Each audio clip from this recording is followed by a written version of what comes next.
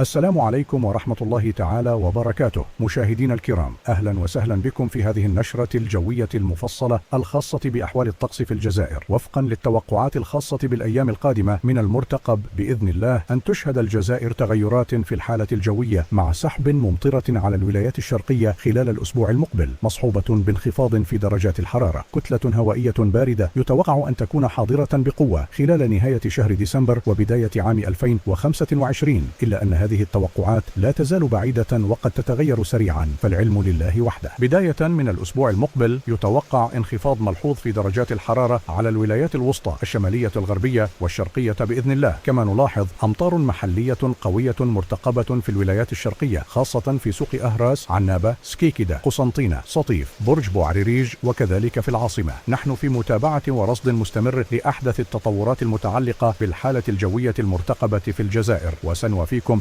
بجديدها في نشراتنا القادمة. المرجو من المتابعين والمتابعات الاشتراك في القناة فضلا وليس أمرا ليصلكم كل جديد. نلتقي في نشرة قادمة بإذن الله.